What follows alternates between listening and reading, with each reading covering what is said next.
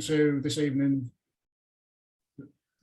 Good evening, everyone. My name's Andy Lewis. I'm part of the Singapore branch EXCO team, and I would like to welcome you to this evening's webinar session on Catching the Wave.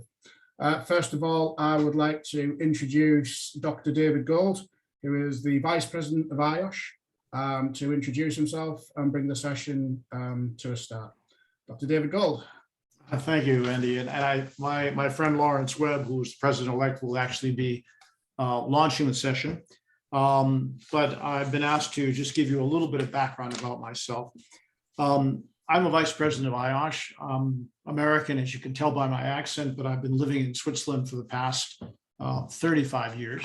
For over 40 years, I've been a safety and health professional, and 23 of those years, I was with the United Nations. I was working for the International Labor Office as the Director of Safety and Health Training and Education, and also was involved as the WHO started the initiative to develop the UN Millennium Goals. And sustainability is very, very much part of the UN picture. And I would just like to share some of my thoughts with you a little bit later as we work through the presentation. And Lawrence and I will be available after the presentation to answer any questions. So Lawrence, if I can just simply flip this over to you and we'll get started. Great stuff. Thanks, David. Hello, everybody. It's great to be here. So I'm Lawrence Webb, President-elect of IOSH, which is a huge honour and something very much to be looking forward to over the next 18 months. So I've been asked to give just a little bit of an introduction to the session today, and like David, let me just tell you a little bit about myself. So I'm a chartered fellow. I've been volunteering for IOSH for about 20 years, and I've been a member of IOSH for just coming up to 30 years. So I'm fully expecting a gold watch to appear in the post sometime soon, but something tells me I might be in for a long wait.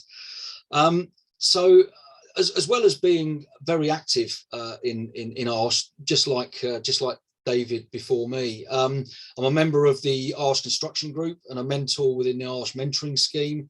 Other roles I've undertaken have included being a member of the Professional Standards Committee, one of the original developers of Blueprint and the competency framework that I know many of you will be familiar with, elected member of council, and also vice president.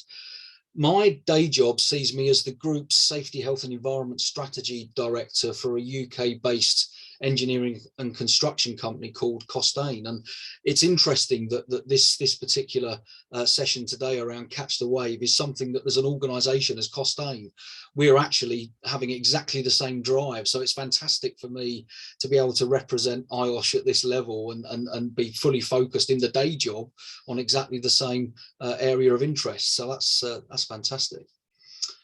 So over the years, I've seen firsthand all of the time and the effort and the dedication and the hard work that goes into running a branch or running sector groups, and actually being a volunteer in general, because it does take a lot of commitment. And for this, I think it's right of me to thank all of you, but in particular your committee members who put so much personal time into planning and preparing and organising sessions like this on behalf of all of you as members.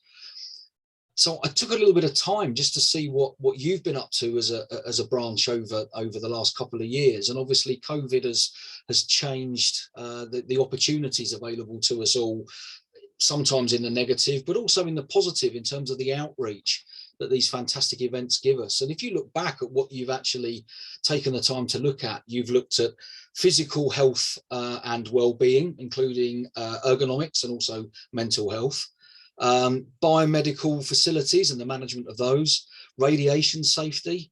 You've had somebody come in to talk about diving in the North Sea.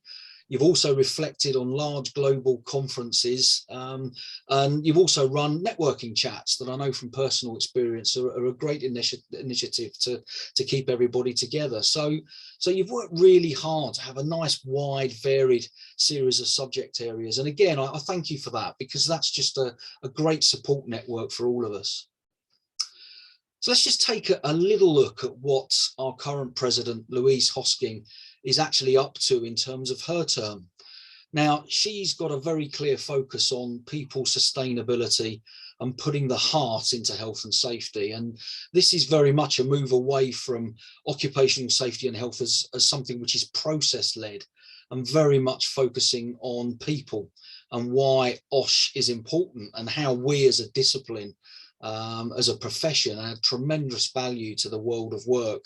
And if you think about the huge range of skills we've got and our breadth of understanding that we bring, you know, Catch the Wave, as we'll see very, very shortly, is a fantastic example of exactly what we can bring to the global world of work. Now, Louise's specific focus areas include eliminating harm or eliminating risk through design to create healthy working environments, but also an environment where diversity of thought is fully embraced.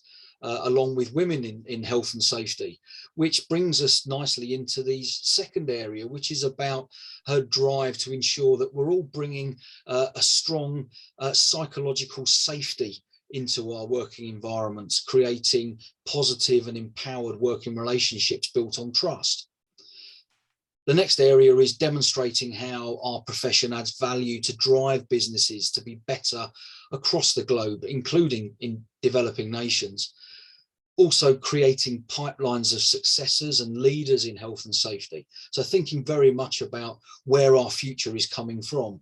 And this also includes, of course, volunteer pipelines from the likes of a branch like this, but also from within the profession.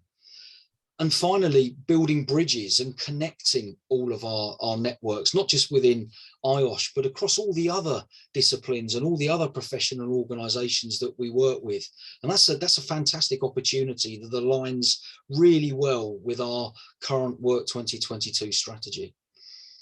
So I'd just like to say that these are all areas that I personally are interested in, and I've been working with Louise to make sure that when it becomes my term as president, that you can look ahead knowing that there'll be consistency and a golden thread in terms of what it is that we're actually going to do and carry on, because I think it's very important work that's being done. And in Jimmy Quinn, before Louise, there's some areas that he's looked at that are equally important that again will continue on. And I think with this, you'll get that consistency and you'll get the important themes that actually continue within the world of work going forward. Now, the last area that Louise is looking at is actually the link between OSH and sustainability, which brings me really to today's presentation around Catch the Wave, which is very much about our focus. And you will hear more from David in terms of his background in this particular area. And I think you'll see by the time we finish what a great initiative and really, in terms of a campaign that IOSH is running, really does help us focus for the future. So just to finish this basic introduction, I just think it's important to recognise that it's you that make IOSH, the institution, what it is. You know, you are the backbone, and as a result, you're owed the support that you're due. And this is where the likes of myself and David, and we've also got another member of the presidential team on the call today in Joe, the 9 of us together, so 6 vice presidents and the 3 members of the immediate past presidents, the president and the president-elect and myself. The 9 of us are there to support you from the ambassadorial perspective. So whether you're interested in presidential updates, campaign materials, supporting roundtable discussions and events, or other seminars and webinars, then please get in touch with us via sunitapatel@iosh.com, because we are there to support you, and we are there to basically be the face of IOSH on the global stage. So use us in whatever way you see fit. So that's my sort of basic introduction to you today, and thanks very much for taking the time to come along. What I'll do is I'll actually go straight into the Catch the Wave presentation, if that's okay, and then we'll have some time for some questions at the end for those people that are interested. So let me just put this into presentation view for you. There we go. Okay, so let's just remind ourselves before we get into what Catch the Wave is actually all about. So let's just remind ourselves of what IOSH's vision is. And it's this, it is to drive a safer and healthier world of work. Now, this isn't news to me, and I'm sure it's not news to you in terms of the importance of the social aspect, and in particular people, in terms of that drive. Now, IOSH has had this as its key vision for an awful long time, but the event of COVID has really changed the way that the global world of work operates in so many different ways that now really is the time to harness the power of social sustainability. But let's just remind ourselves what we mean by that. The word sustainability has clearly been around for a long time. It's often associated with the environmental perspective, but actually that's only one part of the story. People often talk about the social angle and the economic value as well as the environmental perspective, or if you like, people, planet and profit. So the triple bottom line, as was introduced by a UK-based businessman called John Elkington back in the 1990s. And certainly in my day job, this is an area that we've been focused on for probably 20 years. And IOSH is really taking the opportunity to say, look, lots of organizations around the world have understood the importance of the triple bottom line. But as I said earlier, COVID has very much changed the way that we view the world. And I think what's started to happen is that organizations and employers have actually started to realize just how much power there is specifically in the social sustainability angle. Because as I've said to people in my 30-year career, it's a personal opinion of mine that people are always the greatest asset in any organization, because without people, you actually don't have that backbone of an organization. You don't have that multiple dimension in terms of the skills and the knowledge and the drive and the motivation that you get from all of those people working together as a whole. So the idea of Catch the Wave is effectively saying, look, COVID has given us the springboard and the opportunity to actually change the way that we view this going forward. Lots of organizations are very much on board with social sustainability, and in particular, where our profession adds value, because I think it's fair to say that this tragic COVID pandemic that still continues, unfortunately, across the world, really has put our discipline as OSH at the forefront of the minds of organizations and employers. And we've demonstrated clearly the power that we bring as a discipline, but also people have shown how they can come together and support organizations to basically get the job done. Now, this isn't news to IOSH. Some time ago, we actually produced a report called The Healthy Profit. And in that report, we've done some research that demonstrated that only around 30% of the employers and the organizations we talked to viewed occupational safety and health as being one of those areas that was central to actually creating a culture that was productive and efficient and effective. Now, we know, and we've always known, that isn't actually a true reflection, but actually things were starting to change. And David alluded some time ago to the Millennium Development Goals that came around in the late 1990s for the millennium, obviously. And there were some key areas there that already started to show that there are targets from a global world of work that employers and organizations should be looking at in terms of really getting the most from the opportunities that are available and what needs to be focused on to be successful. That then moved into the UN Sustainable Development Goals, those 17 key target areas, which break down into about 165 individual targets, of which over a quarter of those is directly associated to occupational safety and health. So these 17 areas that you can see in front of you are those key target areas that across the world of work we do need to focus on in order to be successful and deal with those big issues, and COVID is a great example of one of those global big issues that we need to deal with. So, you know, this change has been happening slowly in the background, and more recently, corporate social responsibility has started to focus on the areas of ethics, and we'll come back to that in a second. Again, society and environment and the financial side, but the ethics is starting to play a much bigger part, and clearly there's a direct relationship with people and the social angle there.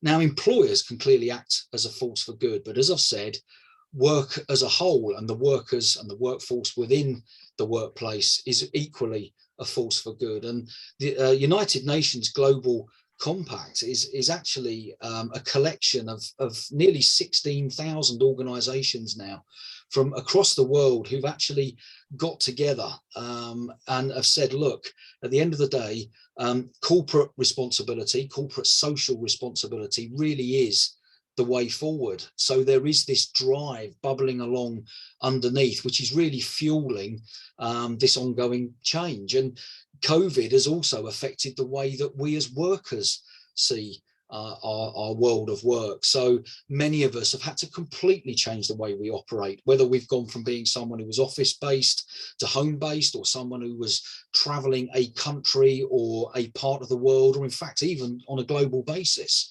having to work much more on platforms like this, like Zoom, like Teams. That's created all sorts of issues with regards to people feeling connected, part of a team. And we've all had to be flexible and change the way that we work. And now you could argue that, you know, having supported organizations and our employers in that way by being flexible, by being adaptable and changing the way that we work, perhaps now it's time to flip that round and say to those organizations and those employers, okay, perhaps there's more that you can be doing to clearly focus on us. And don't forget, we're not just workers, we're also consumers. And the way that we actually consume as individuals and as groups of individuals has changed. We're a lot more savvy when it comes to our own ethical sourcing. Lots of organizations are now struggling with selling their products on the basis that we do a lot more research to find out where things come from. You know, are organizations ethical in their operations? Do they actually source their materials in a way that I know minimizes impacts on the environment, for example?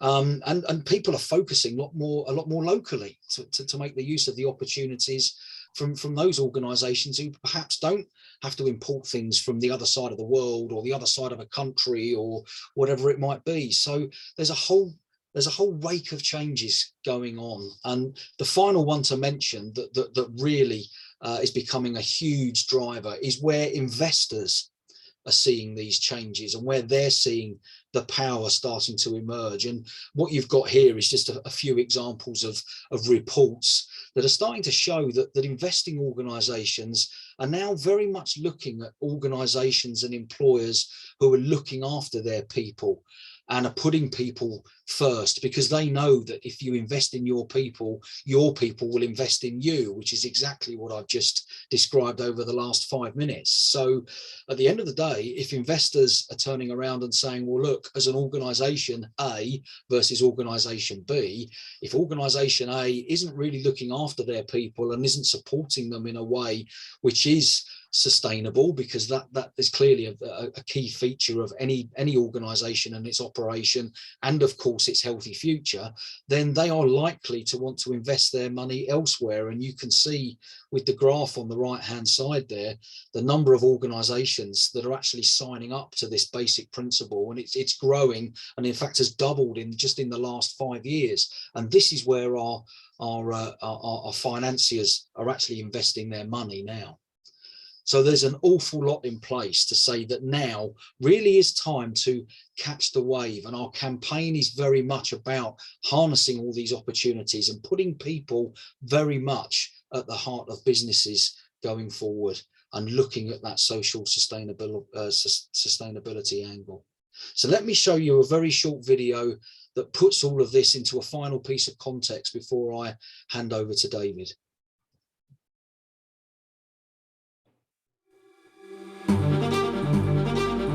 there's an unstoppable wave of change moving across the global business landscape, cascading through boardrooms, sending ripples through supply chains and beyond. It's time to catch the wave. The COVID-19 pandemic, climate crisis, and rise of social justice movements around the world have all accelerated thinking beyond the here and now. What does it mean to be a responsible, sustainable, resilient business built on solid environmental, social, and governance principles? It all starts with people. It's no coincidence that those businesses setting high standards for the treatment of their workforces, communities, and supply chains reap rewards with stronger performance and growth. Our connected world expects organizations to prioritize public good and behave responsibly. Employees and customers will call out poor working conditions and demand better. But this is not just about doing the right thing. Social sustainability is the backbone of corporate resilience. It supports stronger operational performance and cash flow. And right now, that feels more critical than ever. The environment has been the flagship cause driving the corporate sustainability agenda. Now it's time to put people alongside planet and profit, to unlock and unleash the tremendous value that lies in our global workforce. IOSH is working alongside international organizations, including UN agencies and initiatives, such as the World Health Organization, ILO, and UN Global Compact to harness the collective energy of progressive businesses. Together, we're making a long-term commitment to drive social sustainability forward, with a global force of safety and health professionals making change happen on the ground. Because safer environments and enlightened attitudes to health and well-being, diversity and inclusion are all safety and health issues too. And COVID-19 has shown just how vital it is to protect people. If businesses are not just to survive, but thrive. Together, we can be part of a global network of resilient, profitable businesses and organizations that flourish, equitably and sustainably, around safe, healthy workforces. It's time for a new world of work. It's time to catch the wave with IOSH.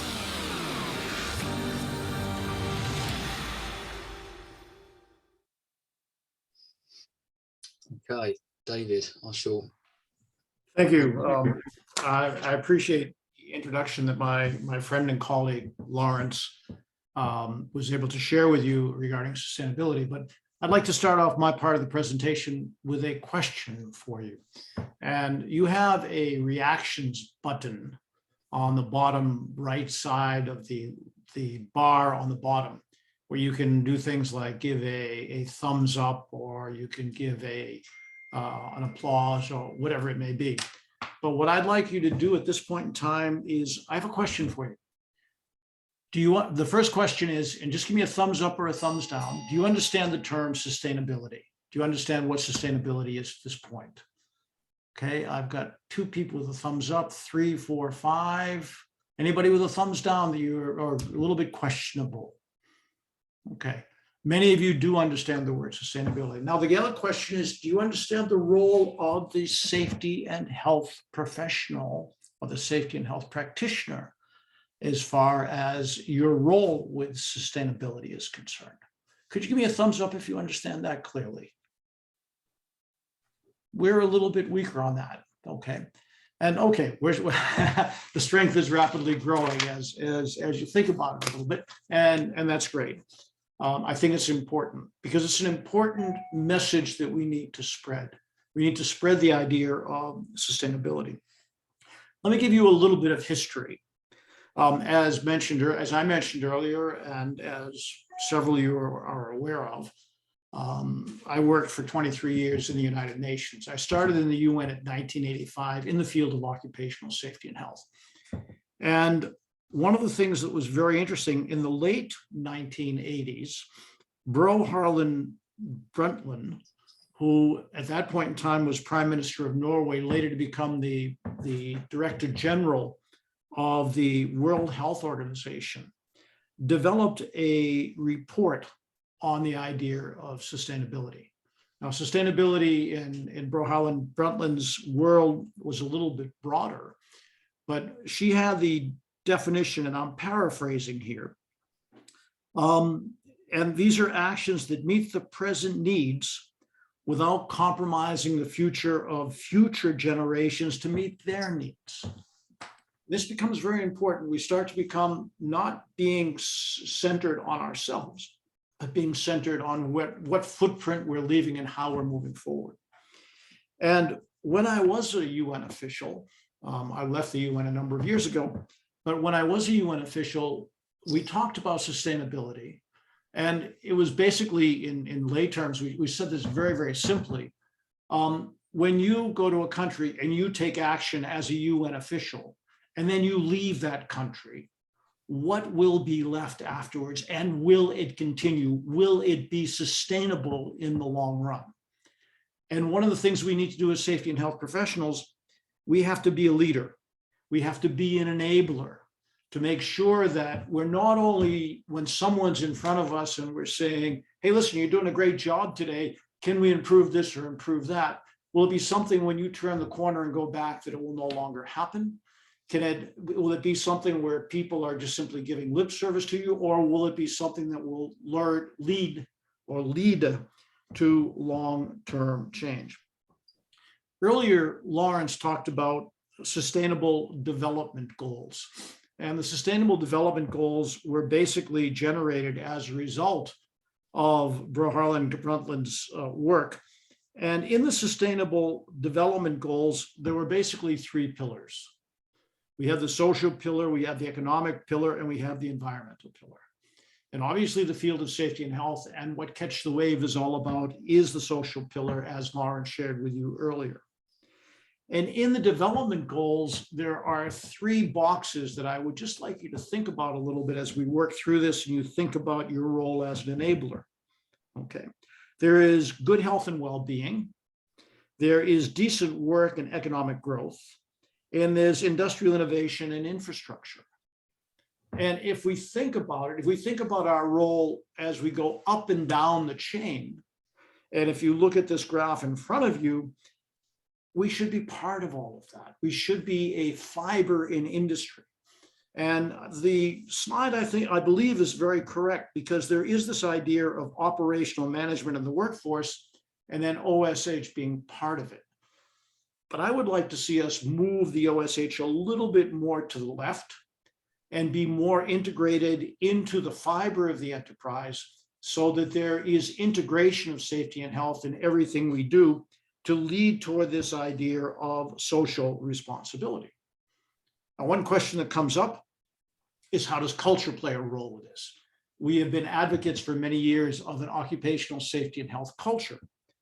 Well, if you take all three of these sustainable development goals that I'm talking about, if you take all three pillars of sustainability, the culture of the organization, the culture of the environment, the culture of the nation, all of that basically underpins or strengthens the potential that we can put into place this sort of thing. But the idea, the concept, the visual concept of the wave coming across and promoting and strengthening and reinforcing this culture that will lead to more sustainable actions on a social basis to assist people to achieve a certain degree of sustainability. Remember, it's a long-term strategy. It's not something that we want to start today and end tomorrow. It's something we want integrated into the world of work so that we are socially more responsible. On the next slide, I want to show you a chart. It's a little bit complex, like many charts are concerned, but it's a chart where we are thinking about the contribution that the workforce has made, the idea of the OSH professional engaging to ensure people's health and safety, but also well-being at work, and that we need to adapt and prevent risks from happening.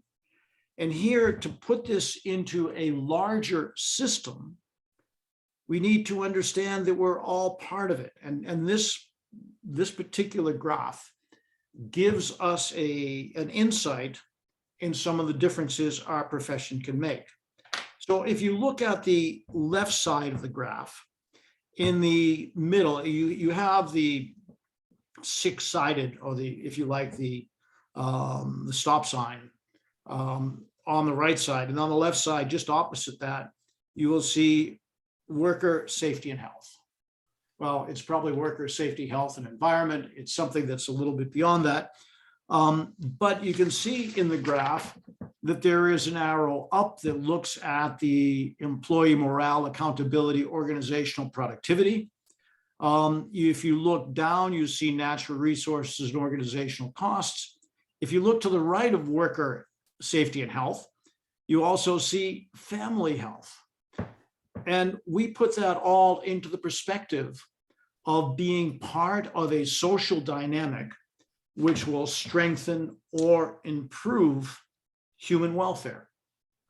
We should not see ourselves as an isolated silo. We should see ourselves as part of a hub where roads are coming through and going out of that hub, and we are working to strengthen, just like, and we referred to COVID a little earlier today. It's like with COVID, we all of a sudden found that we needed to do our job a little differently. We needed to understand things differently. We needed to meet new challenges, and we needed to work on things like how does the business move forward out of COVID? How do we work in an effective way to build resiliency into this sort of thing? And all of this kind of fits in the model, how we can actually drive in a positive way sustainability to make things happen for us. On the next slide, we talk a little bit about some tools for change. And we're talking about, I don't want to say a revolution. That's dangerous to talk about revolution, but let's talk about evolution. Let's evolve our profession so we transition with certain tools to be able to work with this Catch the Wave campaign. Now, we talk about a 6-month campaign.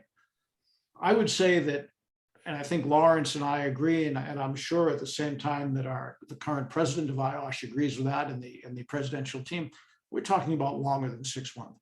For sustainability to really anchor itself, to catch hold, to be part of our mentality, to be part of our philosophy, to be part of our culture in the field of safety and health, we need to work on a long-term basis.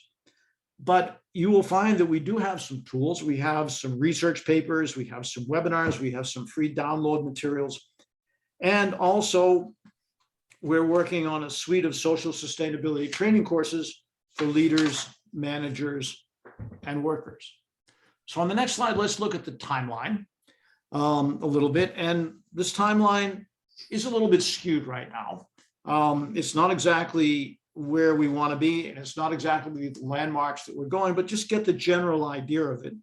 We've done a white paper, which I would hope after this session, if you haven't read it, you go back and read the white paper on the website, white paper number 1 on social responsibility as part of social sustainability. So here, we're not talking about finishing in 2022. For us, as I said earlier, it's just the beginning. We've started to realize in IOSH, under our leadership, our own visions for action, inspired by the Catch the Wave campaign. There will be, through 2022 and into 2023, a couple of more white papers. There will be a launch of Leading Safety with Working Sustainability. I'm not sure it's going to happen in June. We program it for June, but it may take a little while longer. And we need to build a vision for action on how we're going to deal with sustainability. So just to give you an idea, the first white paper, which I mentioned earlier, they talk about the idea that leaders and advocates demonstrate a pivotal contribution to worker safety, health, and well-being, and to put long-term values forward that are going to be an investment rather than a cost. So one of the things that Lawrence and I want to really put forward with this idea of social sustainability is people realize that safety and health is not a cost factor, it's an investment towards people's future. And we know that when we make this investment toward people's future, and safety and health improves as we do that, We find at the same time that businesses grow as they become socially more responsible. Lawrence earlier talked about corporate social responsibility, CSR. Unfortunately, in the past, there were two models. One of them that included safety and health, and one of them basically talked about corporate social responsibilities outside the walls of the workplace organization. We embrace the idea that CSR, or corporate social responsibility, includes the world of work, includes the business, includes everything around it. And I feel I've seen in my career, the 40 years that I've been in safety and health, when we start showing some responsibility at a corporate level, when we start integrating safety and health at a corporate level with the idea that we're going to improve the life of people, at that point in time, we start to see a commitment of people toward the workplace, but at the same time, we see improved organizations, improved profit, improved ways of doing things.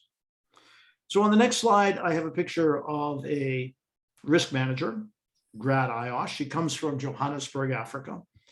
And she basically has shared a bit of her story about her view for action.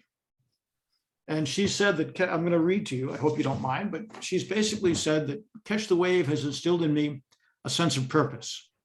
Health and safety is an integral part of any company's sustainability journey.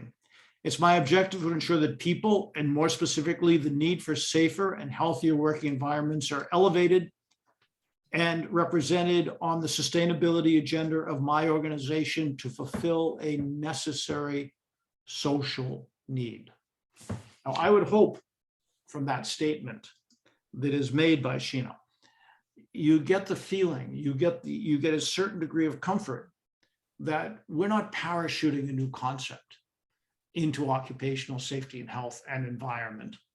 What we're really doing is we're refocusing, and we are harnessing a little bit of power and momentum to continually strengthen exactly what we're doing.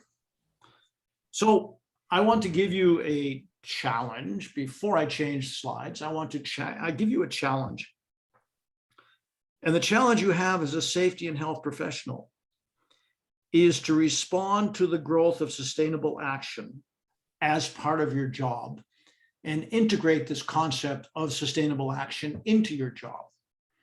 Now, I think some of you know that part of my work in the UN, I led what they call the IOSH project for 5 years. I was based in Bangkok and worked in 23 countries, including Singapore, which was basically a 5-year posting as a UN official.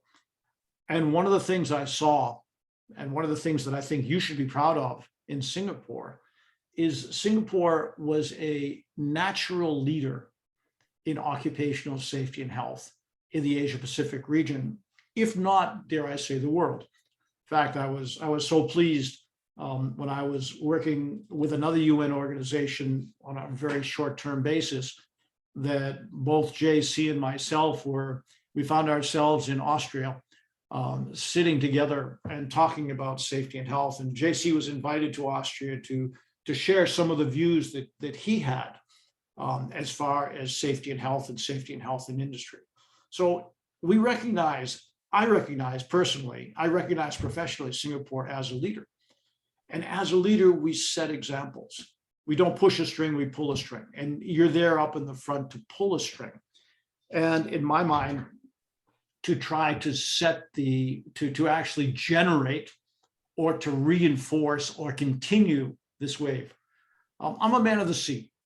And being a man of the sea, I surf, I windsurf, I dive, I do all kinds of nautical things like many people in Singapore.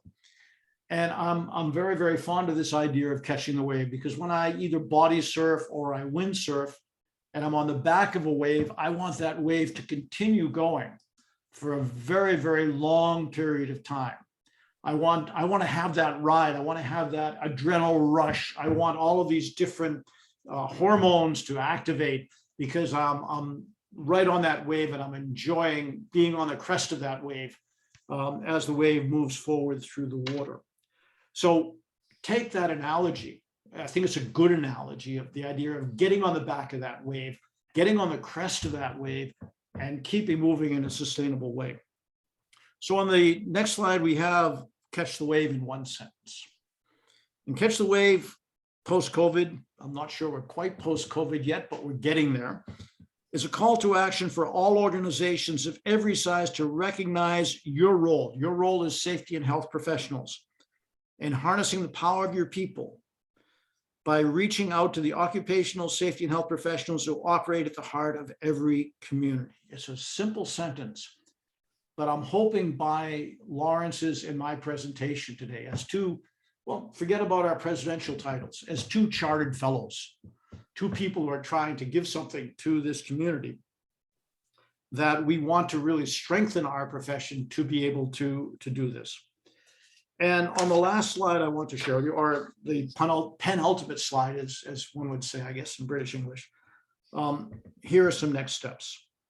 There's 3 videos. There's been some webinars, but a good idea is to get on to the registration page and have a look at some of these materials that you will see catch the wave. And basically, if you just simply go online and type in IOSH catch the wave, you'll have access to an awful lot of materials on the website. So with that, let me wrap up my presentation and open the floor, I guess with Andy's assistance, and see if you have any questions or any comments. And if I understand correctly, we'd like you to put any comments or questions you may have into the chat box. And I guess we have another 15 minutes or so, or 20 minutes to try to respond to some of your questions.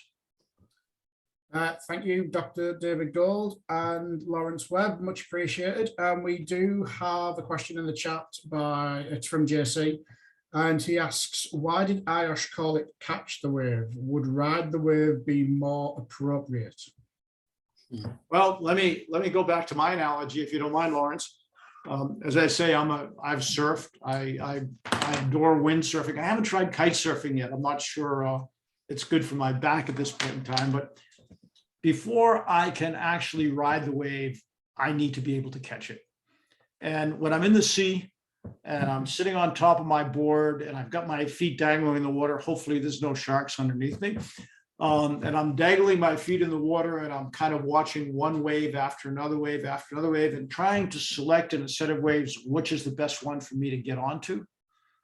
Well, I think that analogy really holds, because a lot of us in the safety and health profession, I'm not saying Singapore, but a lot of us worldwide in the safety and health profession, we're basically focusing on the day-to-day sort of problems, the day-to-day issues of accident prevention. And we're not looking at a bigger picture. I'm not saying we should ignore the aspects that we need to deal with on a daily basis. That's a little bit of our bread and butter. But if we're going to be able to talk the corporate language, if we're going to be able to get into the boardroom, if we're going to be able to interface with people to deal with this human capital sustainability, we need to be able to select that wave.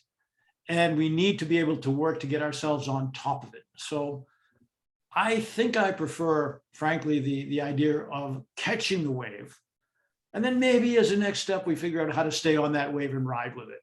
Maybe you feel differently, Lawrence, but no, that's exactly when I saw the question come up, I saw it the same thing. And I mean, David's made a really good point. This is not a let's do this for 12 months and then move into the next campaign. This has to be something which gets fully embedded properly into a much longer term, from a much longer term perspective. So yeah, I think David's right. It's interesting, isn't it? Catching the wave while it's building, while it's there, get everybody behind you, and then when you're at a place where you've got that core and you can see the impacts, you can feel the difference, and you can see how we're acting as enablers, then maybe phase 2 is to be riding the wave. And I hope you don't mind. I might actually blatantly steal that and take that back into IOSH and say it's quite a good idea in this, to be honest, because I think you need that continuation and it makes complete sense.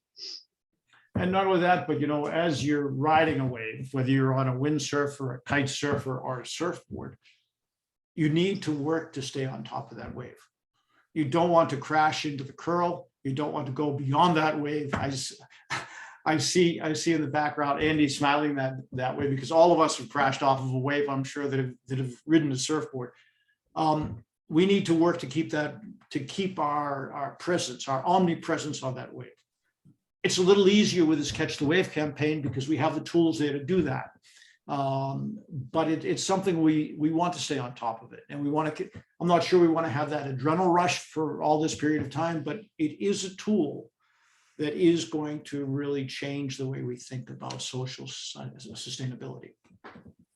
That's really interesting. You bring that out. I think I have a question, and it's around, obviously, the 17 UN Sustainability Goals. They came out in 2015, and we're 7 years down the track now.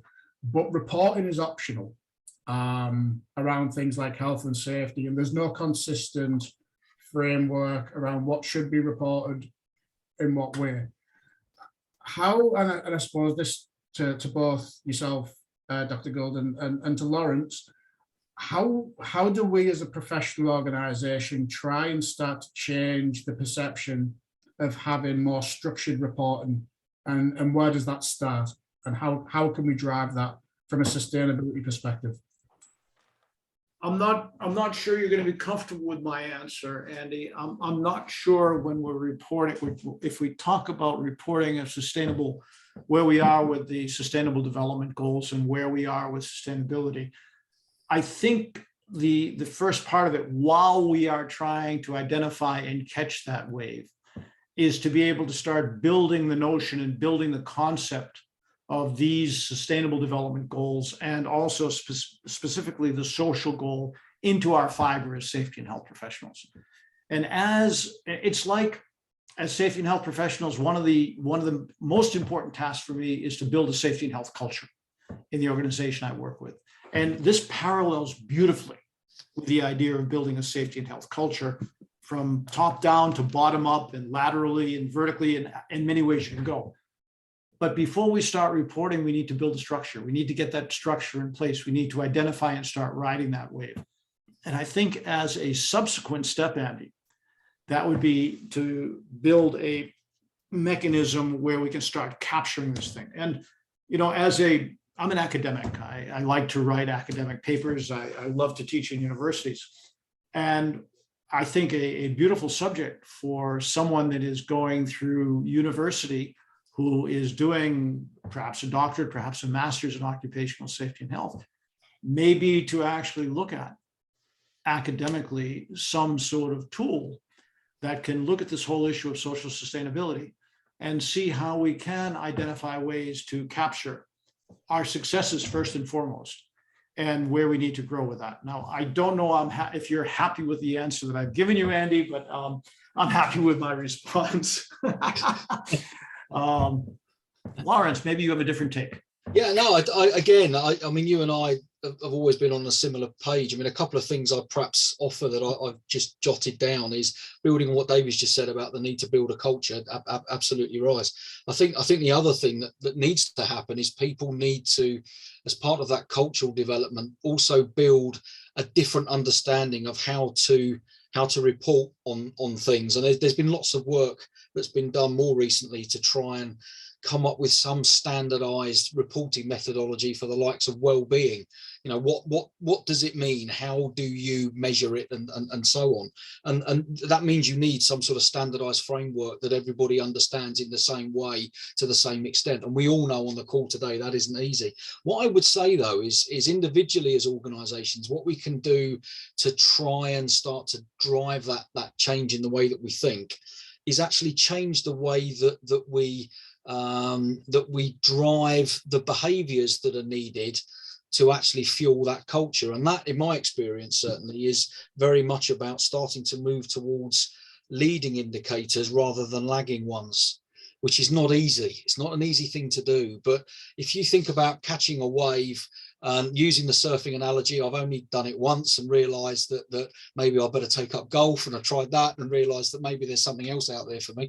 But you know, riding a wave, looking forward, you need to look at where you're going, not always be focusing on what's behind you, because you will run into something or somebody or whatever. And generating an organization where you're using leading indicators to actually drive the behavioral change that's needed to make all of this stuff a success might be something that people might want to think about. And the other thing I would say is that IOSH, to answer your question, Andy, IOSH are very much engaged, as it said on the video, with collaborating, but also influencing with a whole range of organizations right the way across the world to actually engage in this type of conversation and do whatever can be done to make sure that as an organization, we are sitting at that top table and we're involved in those conversations, and you know, literally explaining to people what it means to catch that wave and how we can help.